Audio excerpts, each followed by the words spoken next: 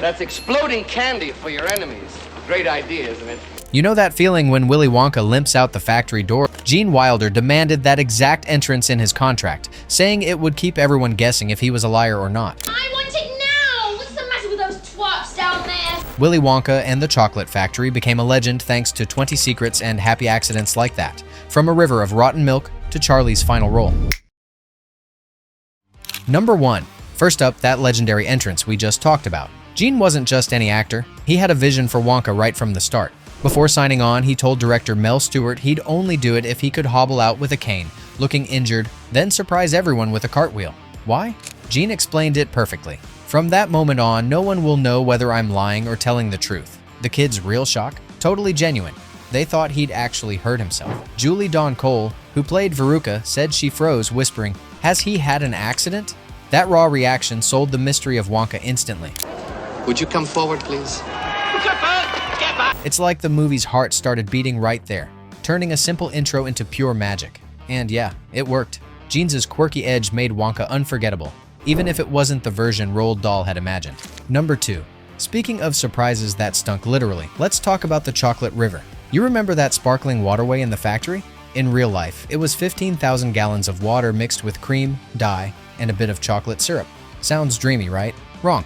The hot studio lights in Munich turned that mix into a soupy nightmare. The cream curdled fast, filling the set with a rancid vomit-like smell. Michael Bollner, Augustus Gloop's actor, called it stinking dark water and said jumping in felt dangerous. The hole he fell into was only a few inches deep, hidden in murky sludge. Most scaring thing was to fall in the chocolate river while it was so cold and the hole where I had to fall in was so small.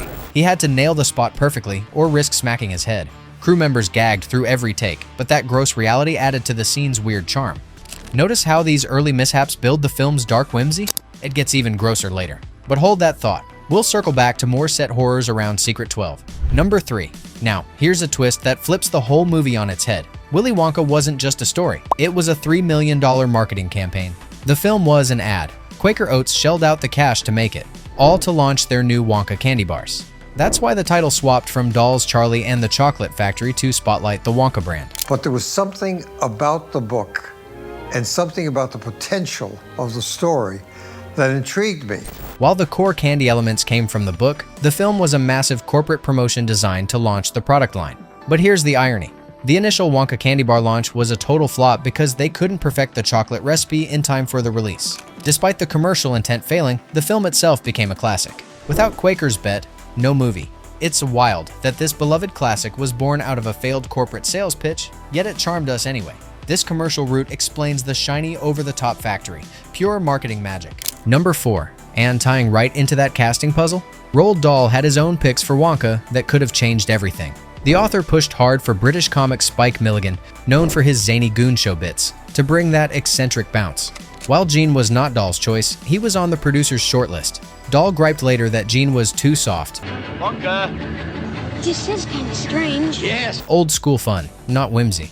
But director Mel Stewart saw Wilder's quiet intensity during tests and fought for him, overruling Dahl's preference. That choice clashed with Dahl's vision, sparking a feud where the writer ditched the premiere. Imagine Milligan's manic energy instead. The somersault might have been a pratfall. These near misses show how one casting swing made Wonka sly over silly, setting up the film's twisted tone. Number 5. Shifting from those casting what-ifs, let's uncover some hidden heartaches on set that added real depth to the characters. Take Grandpa George, the sweet old guy who shares the bed with Charlie. The actor behind him, Ernst Ziegler, wasn't just playing frail. He was nearly blind for real. Up and about. I haven't done this in 20 years. Oh. Grandpa! Back in World War I, poison gas from the trenches had severely damaged his eyes, leaving him with barely any sight. During filming, the crew adapted by setting up a tiny red light for him to follow, guiding his gaze to hit his marks. Ziegler, a German theater veteran in his 70s, powered through without complaint, showing his professionalism despite the heavy real-life weight. It's a testament to the crew's dedication that they were able to make it work. And speaking of genuine moments, wait till you hear how the director captured the kids' awe in the chocolate room. It's coming up next. But first, that blindness ties into the film's theme of overlooked wonders. Number 6.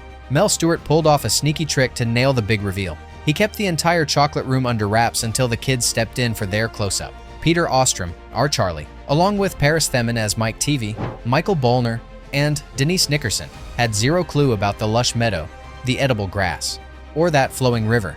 When the doors swung open, their amazement was pure unscripted surprise, not acting. This way, Grandpa.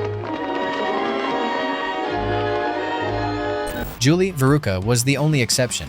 She had seen the set early but kept quiet, knowing the director wanted the others' initial reaction. That unscripted wonder hit the screen hard, making the factory feel alive and magical. It's like the movie trusted its young stars to sell the dream, and boy, did they deliver. This setup echoes the trust issues with Wonka himself. More on how reactions shaped the tone when we hit Secret 14. Number 7. Denise Nickerson. Just 13 and already a TV pro from Dark Shadows, had to chew that experimental gum and swell into a blue orb. The makeup team slathered her in blue makeup dye, which Nickerson later recalled contained food coloring, to achieve that perfect hue. Problem? It stained. 2 days after wrapping, while back at school in New York, What are you doing now? You're blowing up! I feel funny. Nickerson recalled that the color began to seep out through her skin. Neck, ears, face, hands, all tinged blue for a reported 72 hours. She later recalled classmates pointing and saying, "You're blue." Nickerson laughed it off later, but man, talk about carrying the role home. Number 8.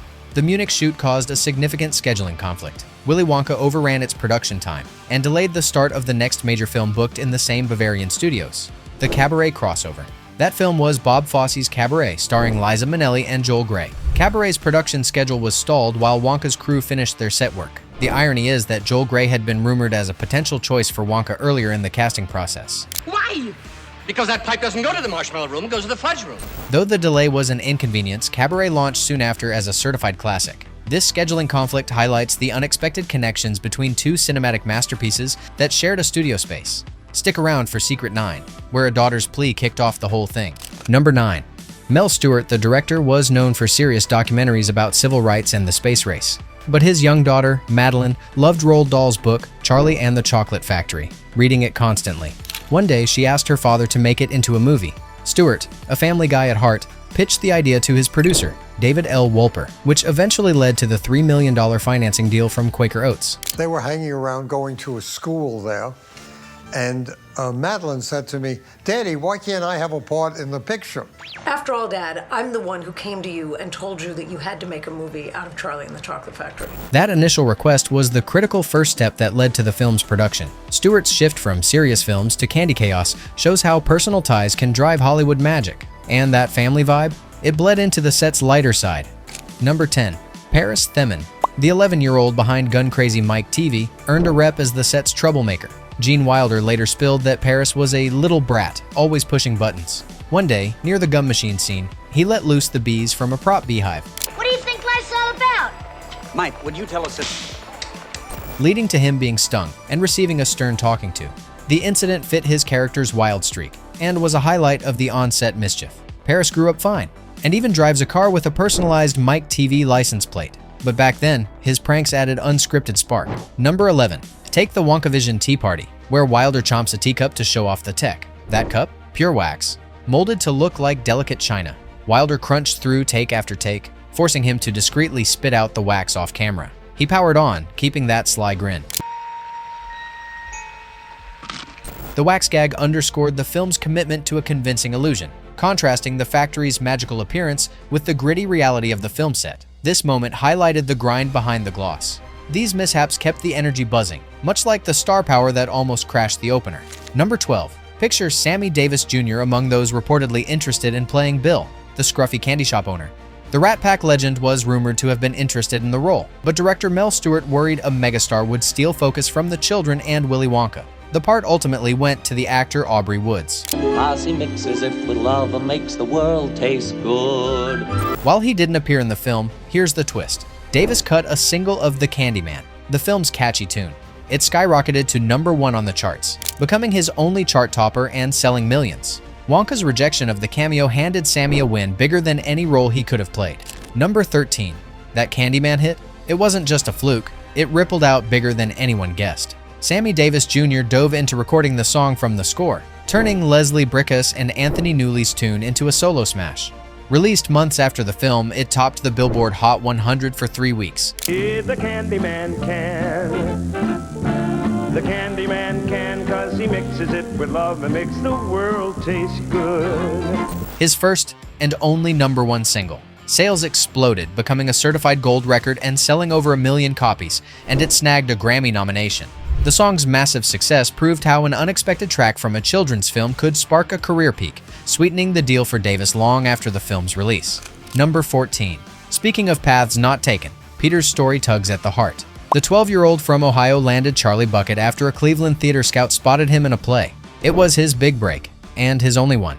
Post-Wonka, Peter declined a 3-picture movie deal, choosing instead to pursue his interest in animals. Here's the marquee at the Dream Theater in Russell, Kansas, where they're advertising Willy Wonka and the Chocolate Factory in color, no less. He went on to graduate from Cornell University and became a large animal veterinarian in upstate New York. Now in his 60s, he still practices medicine, having successfully traded the spotlight for stability. His choice kept the character of Charlie pure, an everyman kid who won big without losing himself to Hollywood, adding a genuinely wholesome layer to the film's often dark legacy. Number 15. Yeah, amid the sweets and scares, young hearts fluttered too. Denise, the gum-popping Violet, admitted to a full-on crush on Peter during those Munich months. At 13, she was smitten by his shy charm. Think stolen glances between takes, butterflies during the boat ride scenes. But it got awkward fast. Her character's big moment had her picking her nose on camera.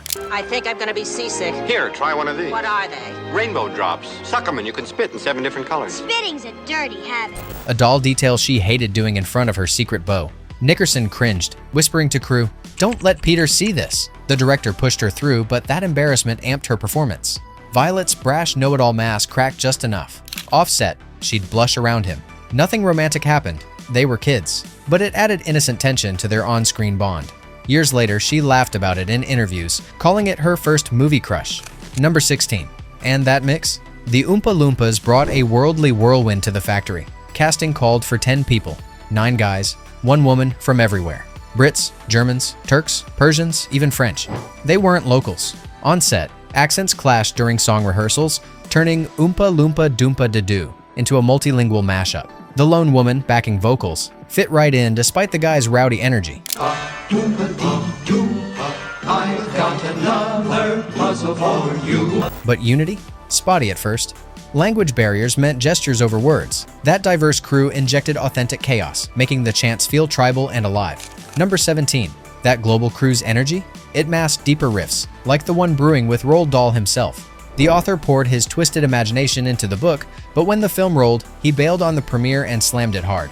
Dahl called it crummy, hating how the script ditched his ending, where Wonka snaps at Charlie's family, and added songs he found cheesy. He pushed for a sharper, more British Wonka, not the soft-spoken trickster Gene became. Paid $300,000 for his draft, Dahl fumed over rewrites that spotlighted the factory over the kids. It's mixing my chocolate.